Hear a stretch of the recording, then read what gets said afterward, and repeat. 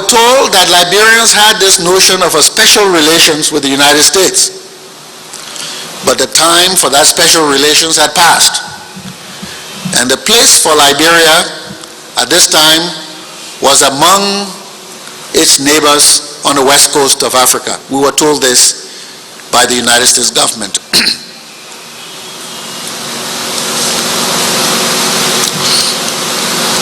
At that time, President Jawara, as chairman of ECOWAS,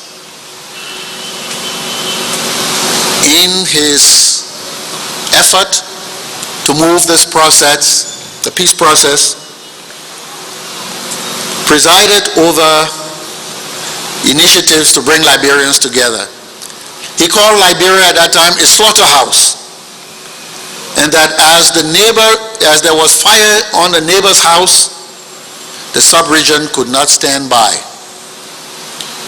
This, Mr. Chairman, was the finest hour of West African solidarity. We in Liberia should never, I said never, have terrible things to say about our neighbors, about ECOWAS, and about ECOMOG.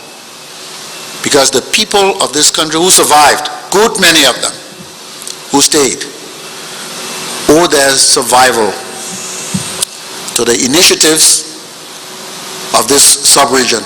It was later, much later, that the United Nations and other people came in, moving from humanitarian aid to actual support for ceasefire, demobilization, and all of that. And so, this ECOWAS initiative now led to the invitation to Liberians to meet in Banjul and to see if they could make a way to move ahead. I came from the United States to this meeting. Many other Liberians who were there came too. Large numbers of people, representatives of political parties here who were in Sierra Leone and who were elsewhere, made their way to Banjul. And the formula for peace that was put on the table was a formula initially proposed by the Liberian Interfaith Mediation Committee. It was adopted substantially by ECOWAS and called the ECOWAS Peace Plan. Let me give you the tenets, the important elements of that agreement. One, it called for a ceasefire. There was a military section and a political section. The military section called for a ceasefire, for disarmament and demobilization, and to the reintegration of ex-combatants into the society. That military section would be governed largely by ECOMOG with the cooperation of the leaders of the armed groups. There was a political section. That political section called for the formation of an interim government. And that interim government should be all-inclusive, should involve all the warring factions, all the political parties, civil society organizations.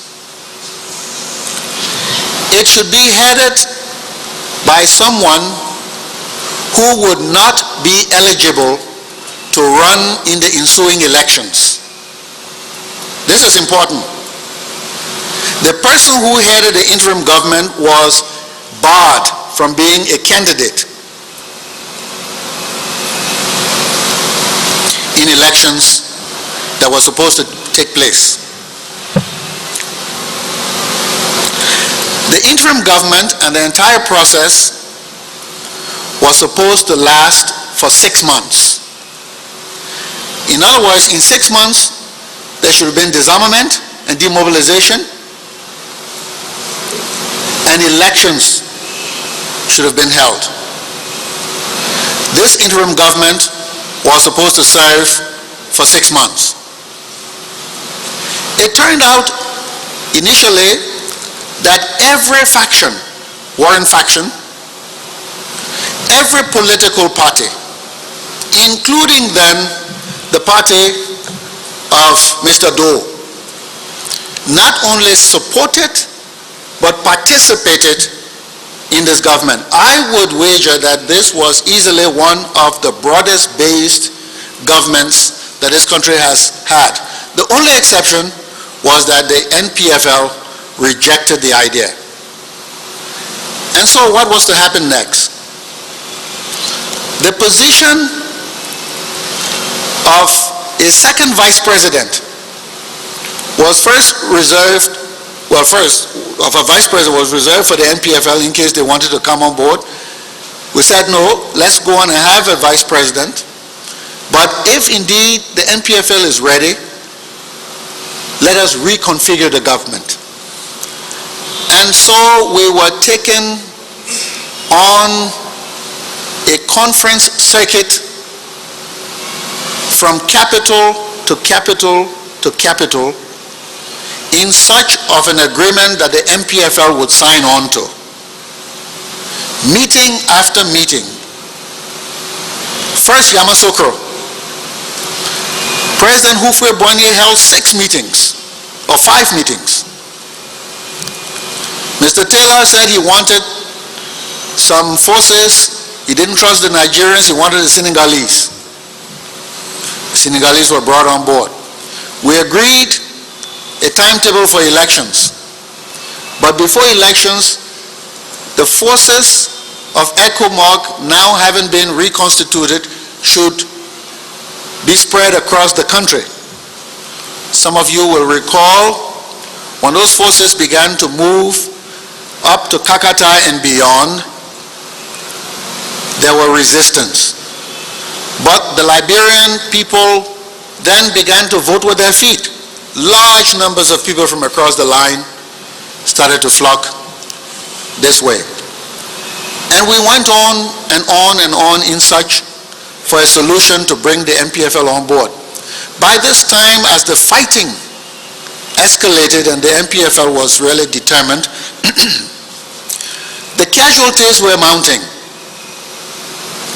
The Ghanaian government took a position that its casualties were getting too high. There was a transition developing in Ghana. President Rawlings gave his troops the orders to shoot only in self-defense. And so when you hear that, ECOMOG was not pursuing the people, or you hear that, Sawyer stopped the people from pursuing, the kind of dissension and disagreements that existed within the countries that produced ECOMOG was never fully understood. The Nigerians subsidized the provision of fuel for the Ghanaians and other forces. President Rawlings was now looking at a transition. The opposition was on his back. And as a result of this, I remember in one of the meetings we attended, he called me into a special meeting and said, look, I don't think we can make this thing if my forces continue to suffer casualties. The ECOMOG commander is bent on pursuing the Taylor forces. We would appreciate were you to ask them to hold on, because we want to bring Mr. Taylor here to Accra so we can have a discussion. And so we asked for a halt so that there could be those discussions. Rawlings was deceived, so were many others, including President Houphouët-Boigny, because you will recall we went from conference to conference to conference with no results in hand and none in sight. So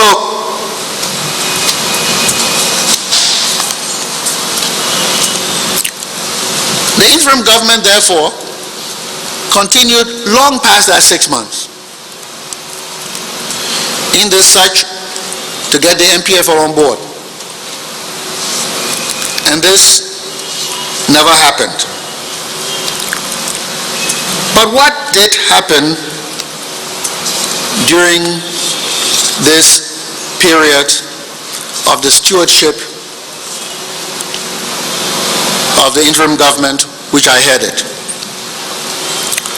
This government sat in Monrovia. There are no forests in Monrovia, so there were no natural resource intake. No money coming from gold or diamond. I haven't seen a diamond creek on Broad Street yet. And so what resources did this government have to operate with, this interim government? It had at its disposal resources from the maritime funds. And even that, it took a struggle because banks had put lien on those monies, and lawyers, some of whom are practicing and active today, were part of the effort to deny the interim government access to those resources.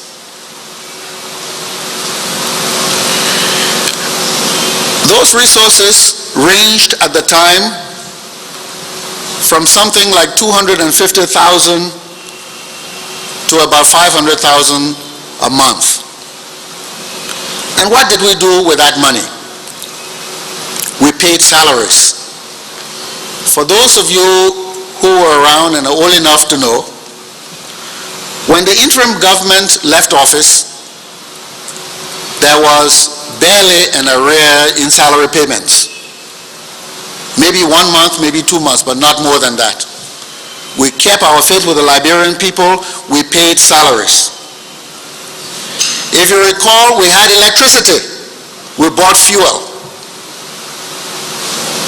We were restoring the electrical fixtures up to Airfield Road, up to Somalia Drive, and we were working diligently and honestly from that money. We imported through the business community here essential commodities. There was everything. You could buy things, and you could buy them at affordable prices.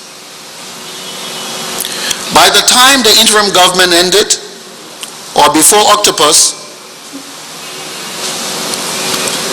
the Liberian dollar was strong. It was 7 Liberian dollars to 1 United States dollar. I'm proud we could do that. When Octopus took place and the NPFL tried to invade the city, the destruction of infrastructure, the confidence problems that caused, the dollar began to grow weak. By the time we were leaving office, the dollar was between 11 and 15 to the US dollar. Still remarkable compared to today's standards. How did we do this? I credit some knowledgeable and patriotic Liberians. Byron Tarr, James Holder, may his soul rest in peace, David Vinton, Francis Kape, J. Sebastian Bush, may his soul rest in peace. The current Minister of State for without portfolio, who was Jim Holder's deputy, Onari Davis. He served at Commerce at the time. And there are many others. Josiah Brown, who was deputy at Finance.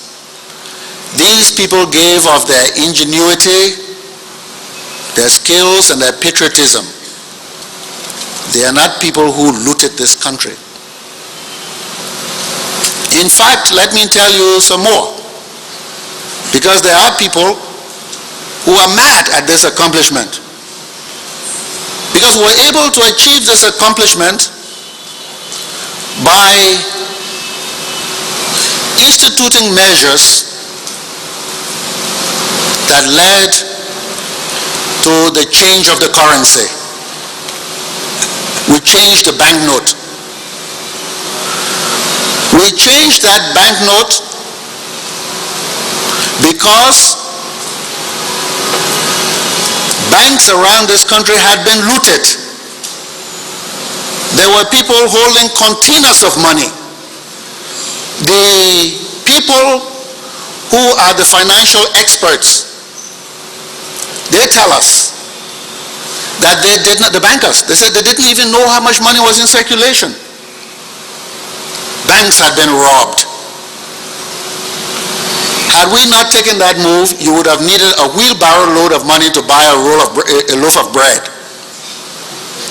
We treated the currency situation as a security issue. These banks were looted all around this country. Remember, there were agriculture banks and banks all around the place. They were all looted. And so, in consultation with the ECOWAS authorities, and under strict secrecy, given a need-to-know basis, we had the currency changed and we put many people out of business. Happily so. I am proud of that. We rescued the economy, and in the process, we impoverished a lot of looters. And I say that with pride, and if I had to do it again, I would do it the same way. So all those people who carry a malice, all those people who carry a grudge, all those people who get hysterical, if their hysterical conditions is the result of a pathology, those pathologies should either be addressed or ignored. But we are about serious business for this country. And so that's what we did. We did another thing, which I'm very proud of. We organized the Black Beret. There was a time in this city when even with the presence of ECOMOG, the place was very insecure. Grenades were being shot all over the place. Limbs were flying off people. People were getting killed. The credibility of our forces were at stake. There was a concerted effort to destabilize this haven. And we were not about to let that happen. So what did we do? We consulted with the leaders of this sub-region, from the president of Nigeria, the president of Ghana, the president of Guinea, the entire works. And we proposed to them that we wanted an auxiliary force, much like a gendarmerie, if you will, of Liberians who knew the terrain and who would in fact work along with the forces of ECOMOG. They agreed. And that is why those forces were trained in Guinea, not anywhere else. And if you remember, Guinea had one of the major contingencies here on the ground, fully by Guinea, fully with the full knowledge of the ECOWAS authorities. There were efforts to disparage this initiative, and it happened that when Octopus was orchestrated and the MPFL tried to take over this city, working hand in hand with ECOMOG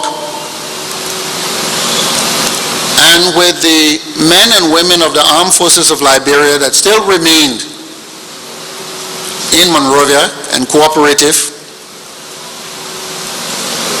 the Beret performed with distinction. I personally have nothing but thanks and gratitude to those young men who sacrificed their lives to keep this place safe. And again, Mr. Chairman, if I had to do it again, I will do it all over again, the same way. So that is about the beret, the black beret.